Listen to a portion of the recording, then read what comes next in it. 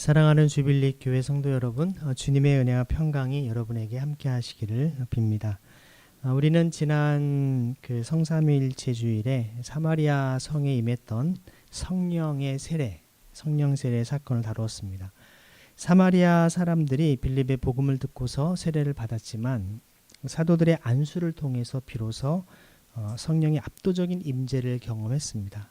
그리고 유대 공동체와 하나가 되는 역사를 우리는 목격했죠. 오늘 본문은 그 뜨거운 이 부흥의 현장에서 하나님의 성령께서 빌립을 아무도 없는 광야의 외진길로 인도하시는 장면으로 시작됩니다. 이는 복음이 개인의 영적 도취나 제도적인 안락함에 머무르지 않고 경계를 넘어 소외된 단 한 영혼에게로 나아가 온 세상을 향한 구체적인 소식으로 희년의 소식을 어떻게 전하는지를 보여주는 사도행전의 장엄한 드라마입니다. 특히 오늘 본문은 사도행전 8장의 절정이죠. 우리가 앞에서 살펴봤던 시몬 마구스가 성령을 자기 욕망을 위해 이용하려고 했던 사람이었다면 에디오피아 네시, 오늘 복음 성경에는 내관으로 번역을 했습니다. 복음을 듣고 기쁨으로 자기 길을 가는 사람이었습니다. 시몬은 능력을 원했고 네시는 예수님을 만났습니다. 이것이 결정적 차이죠. 지난 몇 주 동안 우리는 이 사도행전 8장을 통해서 예수님의 이 복음의 놀라운 여정을 함께 우리는 보았습니다. 스데반의 순교 이후에 큰 박해가 찾아왔지만 복음은 결코 멈추지 않았습니다. 사마리아에서 큰 기쁨이 일어났습니다. 그러나 동시에 이 시몬 마구스의 사건을 통해서 우리는 영적 분별의 중요성을 배웠죠. 그리고 지난 주일에는 이 성령 세례, 그리고 또 반복적으로 성령 충만을 해야 될 그 의미를 우리는 살펴봤습니다. 오늘은 이제 사도행전 마지막 부분인데요. 오늘은 성령 강림일 둘째 주일이자 한국교회가 제정한 환경주일이기도 합니다. 그래서 하나님께서 보시기에 참 좋았다 하셨던 이 아름다운 이 창조 동산이 오늘날 인간의 무한한 탐욕과 이기적인 소비 구조 속에서 신음하고 있습니다. 기후위기로 인해서 강들은 메마르고 숲은 불타오르고 수많은 생명들이 삶의 터전을 잃고 쫓겨나고 있습니다. 그래서 우리는 오늘 어쩌면 우리가 이제 그 마주한 이 지구라고 하는 행성은 이 본문 오늘 26절에 등장하는 가자로 내려가는 외진길, 곧 광야를 닮았습니다. 광야라고 하는 단어가 에레모스라고 하는 단어인데요. 사실 히브리어로도 미드바르라는 단어입니다. 하나님의 말씀이 있는 곳인데요. 그 인간의 욕망이 휩쓸고 간 자리는 언제나 황폐한 사막이 되죠. 메마른 사막의 한복판에서 주님은 오늘 우리에게 생명을 살리는 가장 깊고 아름다운 소식을 들려주십니다. 우리는 지난 몇 주간 사마리아 성에 임한 폭포수 같은 이 성령의 부흥을 우리는 보았습니다. 온 성이 기뻐하고 또 수많은 사람이 예수님을 믿고 연합하는 장엄한 승리의 현장이었죠. 그런데 놀랍게도 하나님께서는 대규모 부흥 집회가 열리던 이 사마리아에서 빌립을 불러내십니다. 아니 거기에서 많은 사람들이 예수님 영접하고 새로 주님의 제자가 됐으니까 감당해야 될 사명이 많을 텐데 그곳에 더 지도자로 세울 법도 한데 오히려 주님은 그곳에 이끌어내시죠. 한번 우리가 26절 말씀을 함께 읽도록 하겠습니다. 읽겠습니다. 시작. 주님의 천사가 필립한테 말을 건넸다. 일어나서 남쪽으로 가세요. 예루살렘에서 가자로 내려가는 길에 다다르세요. 그 길은 외진길입니다.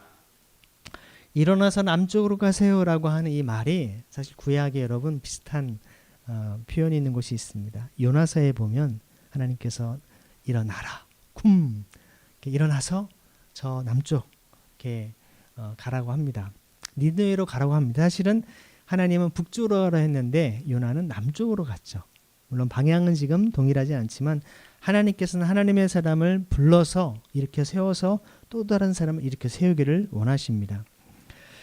오늘 이 말씀을 보면 그 뜨겁고 이 성공적인 목회 현장을 떠나서 어찌 보면 메마르고 쓸쓸한 광야의 외진길로 내려가라고 말씀하십니다. 사람들이 몰려드는 곳이 아니라 광야의 길입니다. 목회를 하려면 아파트가 많이 새로 지어진 곳, 사람들이 많이 모이는 도시, 뭔가 그런 곳으로 가야 할 텐데 오히려 성공적인 사역 현장이 아니라 외로운 길로 가라고 주님은 말씀을 하십니다. 사랑하는 여러분, 복음의 역동성은 여기에 있습니다. 성령의 사람은 군중의 환호 속에 안주하지 않습니다. 성령님은 언제나 우리를 세상의 가장자리, 마지널이라고 하죠. 소외되고 외로운 단 한 영혼이 기다리는 외진 길로 우리를 등떠미십니다. 하나님께서는 언제나 숫자가 아니라 영혼을 보십니다. 하나님께서는 군중 속에서도 한 사람을 찾으십니다. 그리고 오늘 그 한 사람이 바로 에디오피아 내시 내관이었죠. 그 사람의 이름은 나오지 않습니다.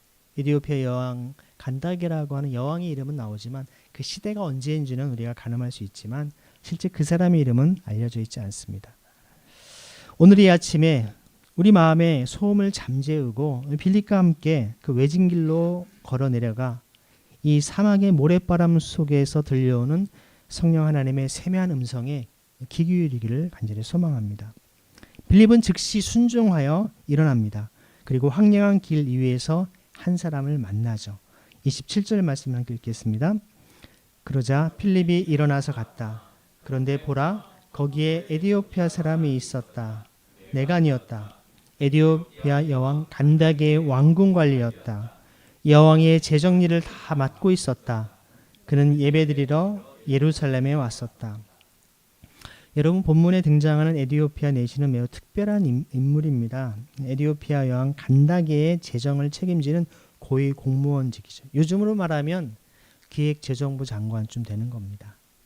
우리 한국 사회에서 실제 실세가 여러분 기재부 장관입니다. 아무리 부처에서 돈을 달라고 신청해도 소위 이제 가정에서도 마찬가지죠. 이 재정부장께서 허락하지 않으시면 안 됩니다.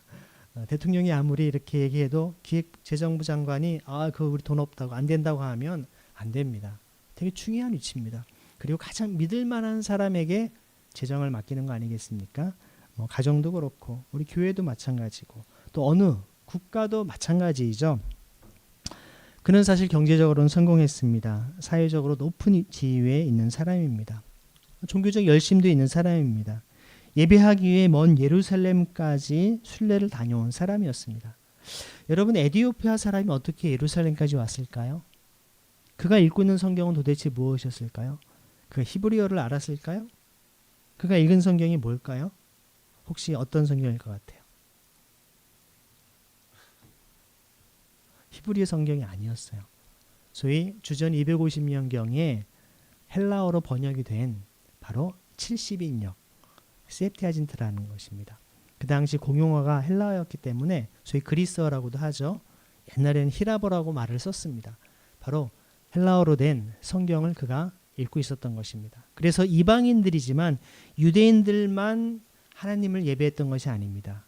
성경엔 경건한 이방인이라고 표현되어 있는데요. 사실 그 말은 특별한 표현입니다. 사실 이방인들이지만 이 셉티아진트 70인령을 통해 하나님을 만나고 그분을 예배하기 위해서 이방이지만 비록 그들이 함께 예루살렘까지 와서 예배를 드리고 명절을 지켰던 역사들을 볼 수가 있습니다. 네, 여러분, 에디오피아 하면 혹시 좀 떠오르는 어떤 이야기나 뭐가 좀 있으신가요? 유튜브를 여러분이 보시다 보면 에디오피아의 어려운 아이들 가끔씩 나옵니다. 근데 에디오피아는 사실 여러분 어떤 나라입니까? 우리 6.25 전쟁 때 우리에게 군대를 보내준 그런 나라입니다. 어떤 군대를 혹시 보내준지 아세요? 특별한 나라입니다. 그 당시 황제의 군인들, 우리로 말하면 경호원들, 대통령 경호원들처럼 그 당시 황제 최고의 아주 원래 에디오피아 사람들이 키가 큰데 더 특별한 요즘으로 하면 최고의 어떤 뭐라고 표현할까 특공 무술과 가장 어떤 강력한 그 체력으로 무장한 군인들이 되고 왔습니다. 그래서 그들이 가는 곳마다 백전백승을 했습니다. 승승장구했습니다. 그들이 모든 전투에 다 승리를 했어요. 그분들 그토록 최고의 정말 무장한 군인들이 와서 우리 6.25 때 우리 민족과 함께 우리 위해 피를 흘렸던 분들입니다. 그리고 그분들이 돌아가기 전에 우리 고아들을 위해서 또 남편을 잃은 여인들을 위해서 그들이 모자원을 세우고 그들을 후원했던 나라입니다. 그런 귀한 사랑의 마음이 어디에서부터 시작됐을까요? 성경은 바로 이디오피아의 이런 내신 이분을 통해서 복음이 들어가고 그를 통해 놀란 하나님의 그 사랑이 그 나라에 퍼져서 이제 수천 년이 지난 1950년 이후에 한국 전쟁에 우리에게까지 그 사랑의 손길을 뻗친 것이 아니겠습니까? 그 뿌리는 누굽니까? 누가 복음을 전했습니까? 필립이 전한 것입니다. 여러분, 오늘 이 필립이 이디오피아 사람에게 복음을 전한 이야기는 단지 과거의 사건만이 아니라 오늘 우리가 정말 이 한국 전쟁에서 6.25 전쟁에서 우리 위기에서 우리를 큰 도움과 사랑을 베풀었던 그것과 결코 무관하지 않다라는 것입니다. 이제는 우리가 그 사랑의 빚을 갚아야 될 때입니다. 이디오피아 사람들이 어려움 가운데 지냅니다. 그들 위해 다시금 우리가 사랑의 빚을 갚는 것이 필요할 줄 압니다. 사실 이러한 오늘 나오는 이 내관은 내관이라는 표현이 조금 어색해서 제가 기획재정부 장관이라고 표현하겠습니다. 이 장관은 그의 영혼은 여전히 목말랐습니다. 당대 최고의 권력가 중에 하나였습니다. 한 나라의 국가재정을 총괄하는 막강한 부와 권세를 쥔 인물이었죠. 그러나 그의 화려한 이런 외관 뒤에는 깊은 상처와 배제가 숨겨져 있었던 것이죠. 그는 내관. 여러분, 이게 어떤 표현입니까? 거세된 자라는 말입니다. 왜 그랬을까요? 그 실제 에티오피아 여왕이라고 표현되어 있지 않습니까? 그 주변에 많은 실제 남성들이 있었기 때문에 여러분, 우리 조선시대 때 보면 내시들이 어떠한 사람들인지 여러분 사극을 통해서 충분히 다 이해하시라고 봅니다. 자세한 설명은 하지 않겠습니다. 신명기 23장 1절에도 보면 이런 내관은 여호와의 총회에 들어오지 못한다라고 규정합니다. 아무리 먼 길을 달려 예배하러 예루살렘에 왔을지라도 그는 성전의 가장 안쪽 뜰까지는 들어가지 못한 채 이방인의 뜰이라고 하는 변두리에서 어찌 보면 멸시와 거절감을 안고 돌아가야 했던 깊은 상처를 입은 아웃사이더와 같은 사람이었습니다. 굳이 그가 그곳에 오지 않아도 자국에서 엄청난 권력을 누릴 수 있는 부와 명예를 누릴 수 있는 사람이었지만 그는 하나님에 대한 열망을 품고 그런 아웃사이더임에도 불구하고 그곳까지 왔었던 것입니다. 세상의 권력과 재물이 그의 마음속에 있는 이 존재론적인 외로움과 영적 갈증을 채워줄 수 없었기 때문에 그렇습니다. 그는 터덜터덜 굴러가는 이 마차 위에서 이사야의 이 두루마리 성경을 읽고 있었지만 그는 이해할 수가 없었습니다. 28절과 29절을 읽겠습니다. 시작. 그리고 돌아가는 길이었는데 술에 앉아 이사야 글을 읽고 있었다. 한편 성령님이 필립에게 말씀하셨다. 다가가서 이 술에 바싹 붙어라. 여기 바싹 붙어라라고 하는 헬라어는요, 콜레테티라고 하는 이 단어인데요, 진흙처럼 끈적하게 달라붙다, 연합하다, 그런 뜻입니다. 그러니까 쫙 달라붙는 것입니다. 성령 하나님의 선교는 단지 멀리서 관망하는 게 아닙니다. 상처에 입은 이 타자의 아픔 속으로 거리를 좁혀 들어가서 그들의 삶의 무게를 함께 짊어지는 끈적한 연대와 밀착을 의미하는 것이죠. 빌립이 달려가서 들어보니까 그 왕궁 관리가 예언자 이사야의 글을 소리내어 읽고 있었습니다. 여러분이 장면을 한번 상상해 보십시오. 이 한 나라의 장관쯤 되는 사람이 지금 그냥 갈 때 뭐 그냥 걸어서 갔겠습니까? 여기 지금 수레라고 되어 있는데 수레가 그냥 뭐 이렇게 달구지 같은 걸까요? 아니겠죠. 딱 뒤에 보면 이 호위하는 사람들에게 명령을 할 정도로 많은 무리가 가는 겁니다. 그러면 좋은 말을 한두 마리 정도 탁해서 마차처럼 조응을 타고 가는 상황일 겁니다. 그럼 여러분, 이 상황에서 빌립이 바짝 다가갔다는 것은 뭡니까? 그냥 천천히 걸어갔다는 얘기인가요? 성경에 보면 엘리야가 정말 갈멜산에서도 볼 때 아합 왕에게 이렇게 막 달려가는, 왕이 마차를 타고 가는 건 달려갑니다. 여기서도 보면 그냥 걸어가서 얘기하는 거죠. 막 달려갔을 겁니다. 여러분. 마차가 말을 한두 마리 쫙 끌고 갈 때 물론 좀 커브길이나 좀 길이 좋지 않아서 천천히 가는 길일 수도 있겠지만 적어도 키로수로 쳐도 몇십 킬로는 되는 거 아니겠습니까? 아마 전력 질주해서 막 달려갔을 겁니다. 그럼 거기에 많은 호위하는 여러 경호하는 사람이 보면서 이거 뭐야? 보지 않았겠습니까? 근데 가짝 가서 뭐를 하고 있는지 듣는 겁니다. 지금 뭐를 읽고 있는지를 듣고 있지 않습니까? 상상이 되시나요? 성경의 이야기는 굉장히 재밌습니다. 이 상상을, 그 현장을 여러분들이 떠올려 보면 그냥 옆에서 지나 걸어가면서 책을 읽는 게 아닙니다. 지금 마차 위에서 수레를 타고 가면서 지금 그가 읽고 있는 그 말소리와 바퀴 덜거덕거리는 그 소리 속에서 그 말을 듣는다? 쉽지 않은 일입니다. 그래서 한번 우리가 빌립이 이제 물어봅니다. 30절과 31절 함께 읽겠습니다. 빌립이 달려가서 들어보니 그 왕궁 관리가 예언자 이사야 글을 소리내어 읽고 있었다. 빌립이 물어보았다. 읽고 계신 내용을 이해하시는 겁니까? 그가 말했다. 누군가가 나를 이끌어주지 않는다면 어떻게 이해할 수 있겠습니까? 그러고는 필립을 정하여 올라타서 자기와 함께 앉으라고 했다. 여기 누군가가 나를 이끌어주지 않는다면 어떻게 이해할 수 있겠느냐? 이 한마디는 사실 오늘날 이 길을 잃고 유리하는 이 시대의 수많은 이들, 특별히 청년들과 이웃들의 영혼의 비명이자 현대인들의 고백이기도 합니다. 좋은 대학을 나왔지만 인생의 의미를 모릅니다. 좋은 직장을 얻었지만 행복을 모릅니다. 돈은 벌지만 왜 살아야 하는지를 모릅니다. 정보는 넘쳐나지만 진리는 알지 못합니다. 성취는 있지만 평안이 없습니다. 성공은 있지만 구원은 없습니다. 오늘날의 수많은 청년들이 바로 이런 영적 광야를 걷고 있습니다. 높은 집값과 전세 사기, 불안정한 일자리, 끝없는 경쟁 속에서 많은 청년이 미래를 꿈꾸지 못하고 있습니다. 빛나야 할 청년들이 빛내는 청년으로 살아가고 있죠. 겉으로는 웃고 있지만 마음속에서는 울고 있습니다. 하나님은 바로 그 광야를 걸어가고 있는 청년들을 보고 계신다라는 것이죠. 그리고 오늘도 빌립을 보내십니다. 교회를 보내십니다. 우리 주빌립 교회를 보내십니다. 여러분을 보내시는 것이죠.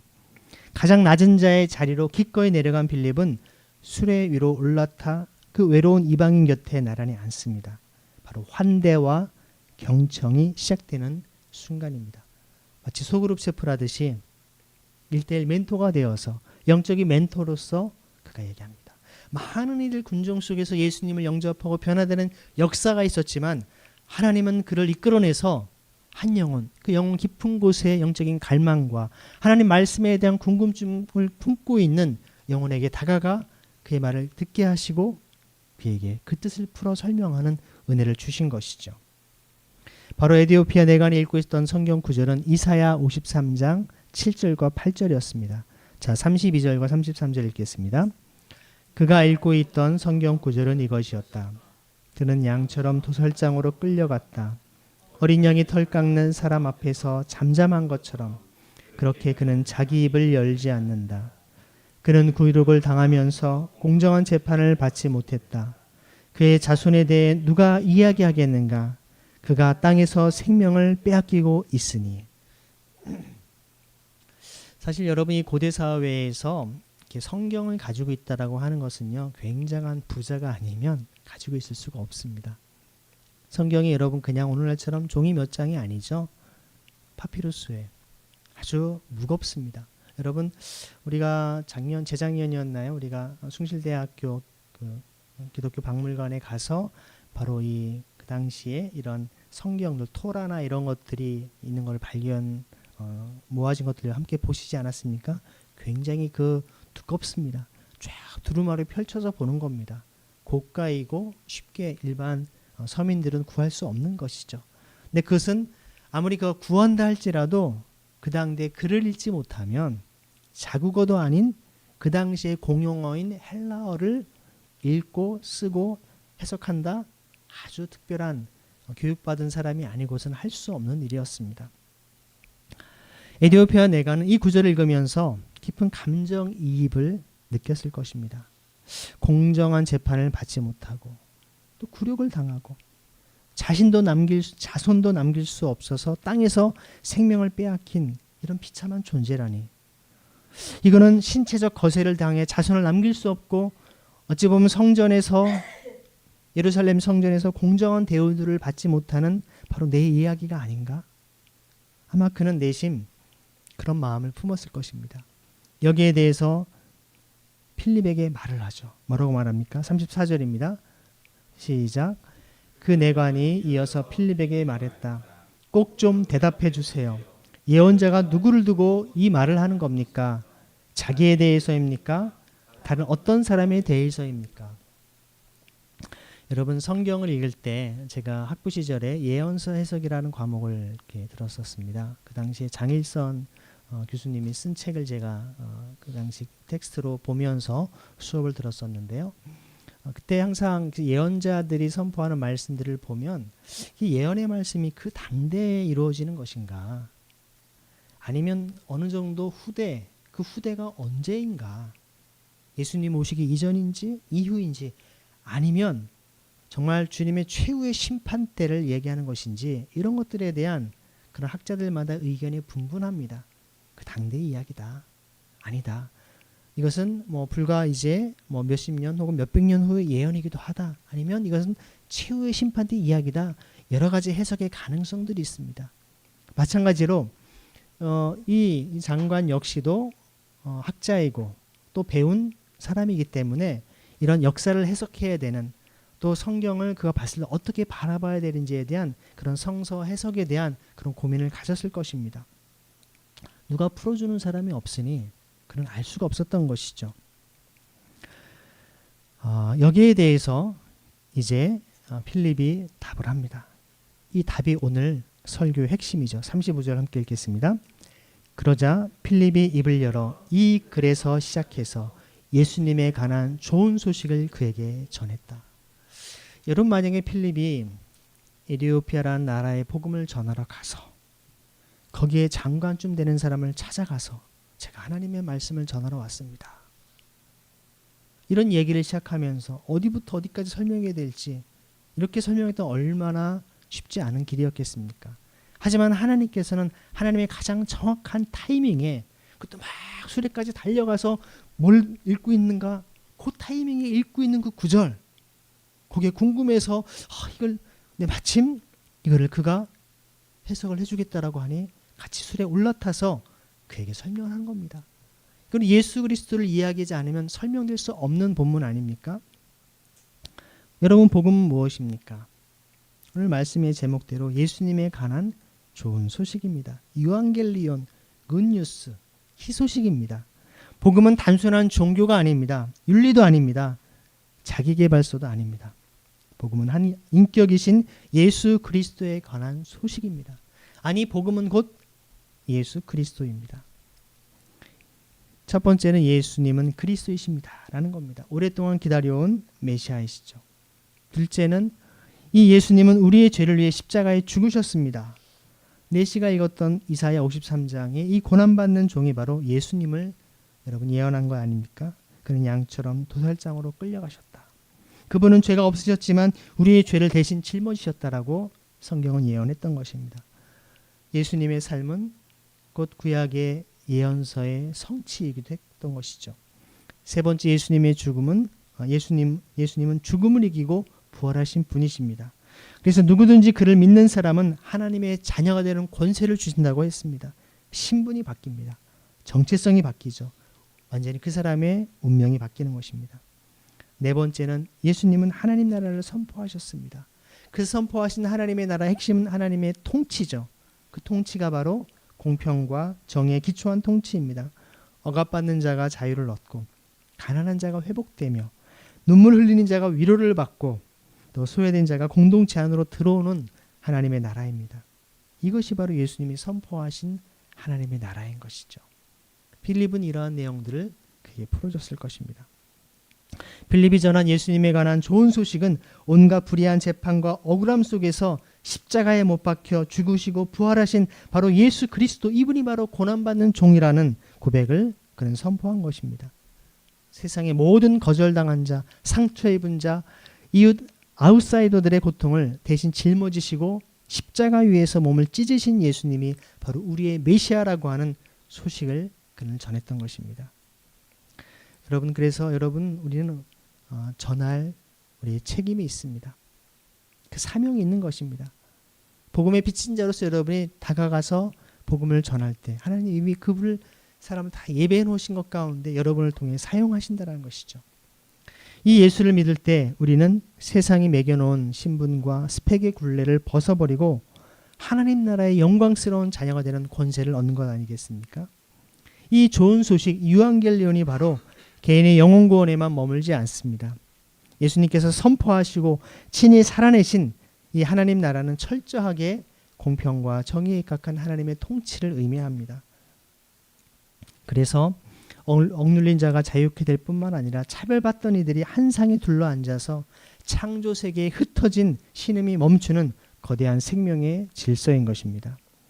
이러한 공평과 정의의 통치를 오늘 우리의 삶의 자리에서 가장 구체적으로 실현하는 방법이 무엇입니까? 이것이 바로 레위기 25장에 나오는 희년입니다. 그래서 우리가 주빌리라고 한 희년, 그래서 주빌리 교회로 우리가 이곳에 있는 것이죠.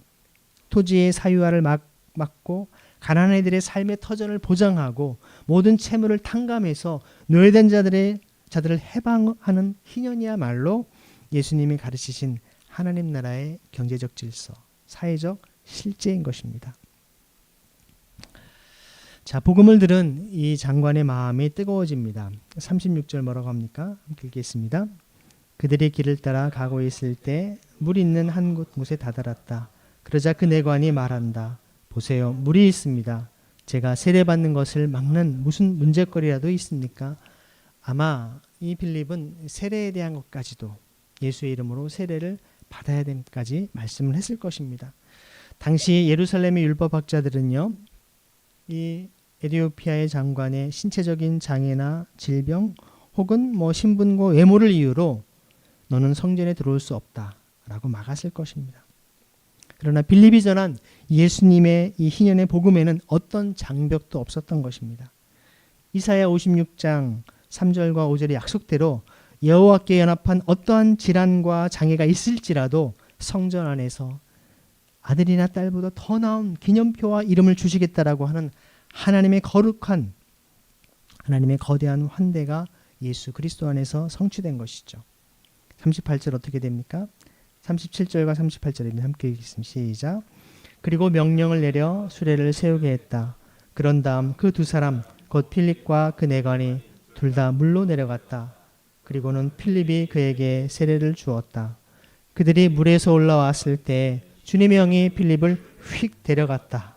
그래서 그 내관은 필립을 더는 보지 못했다. 그는 기뻐하면서 자기 길을 계속 갔던 것이다. 이거 냉방을 꺼도 될 것 같아요. 조금 차네요. 네. 여기 오늘 나오는 물은요, 사실 환경주일에 우리가 묵상하는 생명의 젖줄입니다. 온 세상의 창조 질서를 새롭게 씻어내는 구원의 샘물입니다. 메마른 광야의 한복판에서 솟아난 이 세례물은 차별과 배제의 사막을 적시는 희년의 생명수였습니다. 세례를 받은 이디오피아의 장관은 더 이상 저주받은 이방인이 아니라 하나님 나라의 어엿한 상속자가 되어서 기뻐하며 자기의 길을 계속 걸어갔던 것이죠. 사랑하는 여러분, 오늘 우리는 이 장관의 외침을 우리 가슴으로 받아 안아야 합니다. 보십시오. 여기에 고통이 있습니다. 여기에 메마른 사막이 있습니다. 우리가 희년을 실천하는 것을 막는 무슨 문제거리가 있습니까? 그렇다면 하나님 나라는 어떻게 여러분 현실이 될 수 있을까요? 성경은 그 구체적인 실천을 희년에서 보여주고 있는 것입니다. 이것은 단순한 경제 체제가 아닙니다. 정책이 아닙니다. 하나님 나라의 사회적 표현이죠. 희년은 모든 사람이 다시 시작할 수 있는, 리셋될 수 있는 기회를 주는 제도였습니다. 토지는 회복되었습니다. 빚은 탕감되었습니다. 노예는 자유를 얻었습니다. 마치 일제시대 때 우리가 8.15 광복을 맞은 것처럼 가족은 다 회복이 됩니다. 왜 그럴까요? 하나님께서는 인간의 탐욕보다 하나님의 공의를 더 중요하게 여기셨기 때문입니다. 오늘날 우리가 희년 정신을 가장 시급하게 적용해야 될 영역 중에 하나가 제가 지난 금요일에 함께 캠브형 기도에서 얘기했던 바로 청년 주거 문제를 들 수 있습니다. 대한민국이라고 하는 거대한 부동산 사막에서 우리 청년들은 숨이 막히는 주거 난민으로 살아가고 있습니다. 서울의 수많은 청년들은 월세와 전세금을 마련하기 위해 인생의 상당한 부분을 소진하고 있습니다. 그냥 의식주 기본이 돼야 할 것이 이 기본을 하지 못하고 있어서 그들이 허덕이고 있는 것이죠. 치솟는 월세, 전세 사기의 위협, 어떤 청년은 고시원, 어떤 청년은 반지하, 어떤 청년은 옥탑방에서 삽니다. 이것을 우리가 줄여서 지옥고라고 얘기를 합니다. 어떤 청년은 결혼을 포기합니다. 아이 낳기를 포기합니다. 집이 없어서 꿈을 포기하는 시대가 오늘날입니다. 교회는 이러한 현실을 외면할 수 없습니다. 주빌리 교회가 추구하는 희년 정신은 단순한 구호가 아닙니다. 청년 주거 지원과 공동체형 주거 모델, 주거 약자를 위한 협동조합, 청년 주거 기금, 공공주택 확대를 위한 사회적 연대와 같은 구체적 실천을 우리가 함께 해야 합니다. 복음은 영혼만 구원하지 않습니다. 복음은 삶도 회복합니다. 예수님 우리 영혼뿐만 아니라 삶 전체를 구원하십니다. 옆에 분에게 예수님은 우리의 삶 전체를 구원하십니다. 인사하겠습니다.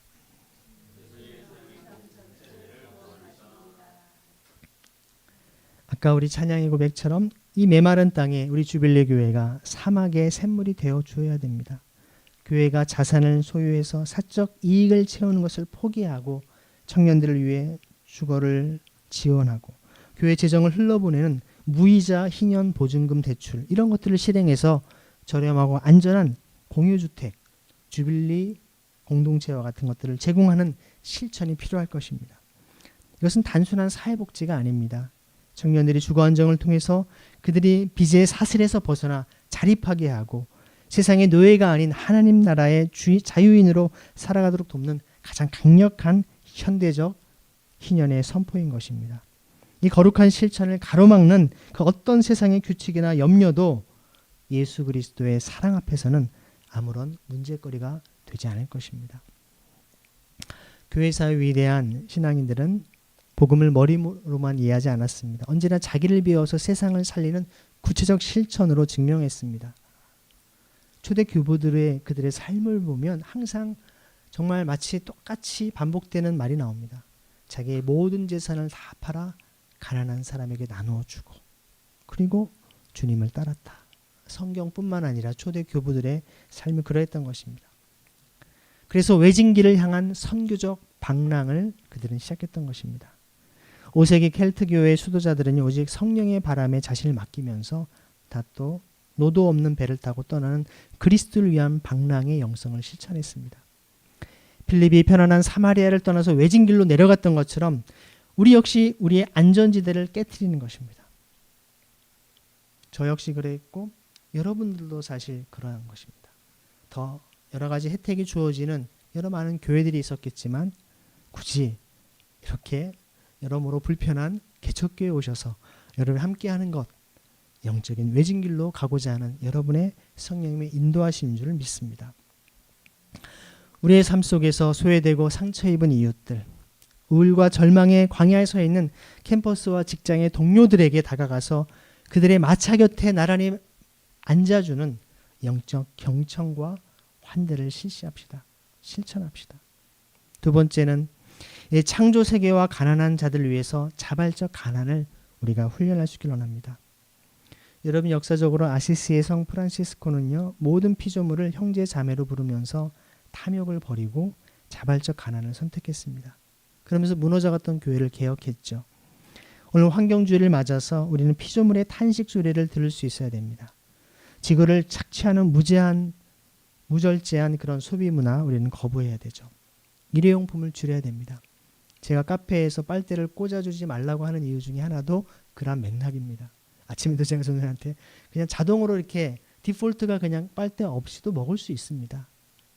물론 이제 우리 컵을 깨끗이 씻지 않아서 그거 불결해서 이런 의심 때문에 그럴 수 있겠지만 우리가 작은 불편함들 우리가 이러한 최대한 물론 손님이 찾아와서 우리가 원할 때는 제공을 해야겠지만 우리의 삶에서 작은 것 하나부터 이런 일회용품들을 사용하지 않을 수 있는 노력들이 필요할 것입니다. 탄소 배출을 감소시키는 이 창조 세계의 청지기로 우리가 살아가야 되는 것이죠. 나아가 나의 소유를 줄여서 가난한 이들의 주거와 삶을 채우는 이 비움의 기쁨을 누려야 되는 것입니다. 주는 것이 받는 것보다 더 복되도다라고 하는 삶. 그러기 위해서는 여러분 먼저 하나님에게 인색하지 해서는 안 됩니다. 하나님께 드릴 헌금과 또 여러분 공동체를 위해 함께 나눠야 될 것들을 먼저 여러분 성실히 하십시오. 그것도 하지 않으면서 내가 뭔가 하나님의 사랑을 실천한다. 죄송하지만 거짓말입니다. 물질이 있는 곳에 내 마음이 있다라고 성경은 말씀하거든요. 여러분들의 시간, 물질, 재능, 하나님의 사랑을 실천하는 통로가 되기를 주님은 원하십니다. 세 번째는 사회적 약자를 위한 희년의 공간을 구체적으로 창출해야 됩니다. 종교개혁자 칼빈은 여러분 제네바 교회에 집사제도를 확립했습니다. 교회 재정으로 고아와 과부들, 피난민들을 위해서 병원과 주거지를 제공하는 사회적 책임을 교회의 본질로 그는 여겼습니다. 우리 주빌리 교회 역시 말로만 희년을 외치는 것이 아니라 실질적으로 청년 주택 지원을 위한 펀드, 기금을 조성하고 청년 주거를 위한 여러 가지 연대를 강화할 노력이 필요할 것입니다. 우리가 흘러보내는 재정이 고단한 청년들의 삶의 자리를 든든히 세우는 희년의 징검다리가 되게 하는 것이죠. 우리 최영복 권사님께서 청년들을 위해서 김치를 만들어 오셔서 이거 청년들 공동거주하는데 같이 갖다 달라고 얼마나 감사합니까? 어떤 분은 쌀을 보내주십니다. 목사님 여기 쌀 좀 가지고 가서 청년들에게 전해주세요. 쌀 한 포대, 김치 한 통이 청년들의 마음을 환대하는 그 마음에 위로가 되고 힘이 되는 것입니다. 39절과 40절 함께 읽도록 하겠습니다. 시작. 그들이 물에서 올라왔을 때 주님의 영이 필립을 휙 데려갔다. 그래서 그 내가는 필립을 더는 보지 못했다. 그는 기뻐하면서 자기 길을 계속 갔던 것이다. 한편 필립은 아스도스에 다시 나타났다. 거기서부터 모든 도시들을 두루 다니며 좋은 소식을 계속 전했고 마침내 카이사라에 이르렀다.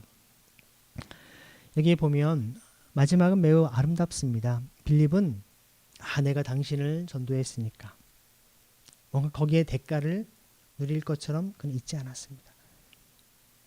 주님께서는 오히려 그를 바로 마치 정말 바람처럼 사라지게 했습니다. 빌립은 사라졌습니다. 하지만 빌립이 전한 복음은 남았습니다. 이 장관은 기뻐하면서 자기 길을 계속 갔습니다. 이것이 복음의 열매인 것입니다. 기쁨입니다. 어거스틴은 말하죠. 우리 마음은 하나님 안에서 안식하기까지 쉼을 얻지 못한다고. 사람이 하나님을 만나야 비로소 자기 길을 찾습니다. 예수님을 만나야 비로소 기쁨을 얻습니다. 성령을 받아야 비로소 인생의 새로운 인생이 시작되는 것입니다. 많은 청소년들, 많은 청년들이 자기 인생의 길을 찾지 못하고 방황하는 이유, 사실 그 해결책은 간단합니다. 성령 하나님이 찾아오시고 성령으로 기름 부으시고 성령 세례를 경험하면 말할 수 없는 기쁨과 감격으로 그냥 하루하루의 삶이 더 이상 근심 걱정하지 않게 됩니다. 그날 주님이 주신 그 귀한 사명들을 기쁨으로 감당하게 되는 것입니다. 왜냐하면 성령께서 나를 인도하시는 삶이 내가 계획한 어떤 삶보다도 훨씬 더 강력하고 나에게 최고와 최선의 길임을 알기 때문에 그 길을 순종하여 갈 수 있는 것이죠. 주님 오늘도 저를 통해 만나는 사람들 또 제가 가는 곳곳마다 하나님의 나라가 그리스도의 복음이 증거되는 거룩한 통로가 되게 하여 주옵소서 기도할 수 있는 것입니다. 환경주의를 맞이한 우리에게도 동일합니다. 창조 세계를 돌보는 일 역시 하나님의 나라를 살아내는 방식입니다. 환경을 파괴하는 탐욕은 결국 우리 인간을 파괴시킵니다. 하나님 나라의 백성은 땅을 소유하는 사람이 아니라 돌보는 청지기입니다. 희년은 사람만 회복하지 않습니다. 땅도 회복시킵니다. 생태계도 회복합니다. 제가 캠퍼스 사역을 하는 이유 지난 금요일에 자세히 설명을 했는데요. 뭐라고요? 캠퍼스의 영적 생태계를 복원하기 위해서 소그룹 셰플과 이런 사역을 한다고 했습니다. 무너진 캠퍼스 사역의 모든 것들을 다시금 생태계를 복원하는 겁니다. 창조 세계 전체를 회복하는 것이 바로 하나님 나라의 원리인 것이죠. 사막의 메마른 길을 지나치던 상처 입은 한 영혼이 예수님에 관한 좋은 소식을 듣고 세례를 받은 후 이제는 말할 수 없는 영광스러운 기쁨을 안고 자기의 다시금 삶의 자리로 돌아갑니다. 분명한 사명을 가지고 돌아간 것입니다. 빌립은 비록 순식간에 다른 곳으로 인도함을 받았지만 이 장관의 마음속에는 그 마음속에 심겨진 예수 그리스도라고 하는 생명의 씨앗으로 에티오피아라는 거대한 대륙에 최초의 교회를 세우는 기적의 역사를 만들어내지 않았겠습니까? 사랑하는 여러분, 세상은 여전히 돈과 권력, 부동산이라고 하는 거대한 사막 속에서 신음하고 있습니다. 그럼 우리는 사막 한가운데에서 주님의 음성을 듣고 보냄을 받은 빌립들입니다. 우리가 밟는 캠퍼스에서, 여러분이 일하는 일터에서, 그리고 절망하는 청년들의 차가운 방 한 구석에서 예수 그리스도의 좋은 소식을 살아냅시다. 주빌리 교회가 만드는 주거 지원의 작은 우물이 청년들의 눈물을 닦아주고 그들의 굳어진 심장을 다시 뛰게 할 것입니다. 우리의 순종을 통해 메마른 이 땅에 생명의 샘물이 솟아나고 우리 청년들과 고통당하는 이웃들이 십자가와 부활의 능력 안에서 기뻐할 것입니다. 자기 길을 계속 가는 거룩한 구원의 역사, 대희년의 아침이 밝아오기를 우리는 간절히 간구해야 할 것입니다. 오늘 하나님께서는 여러분에게 다시 묻고 계십니다.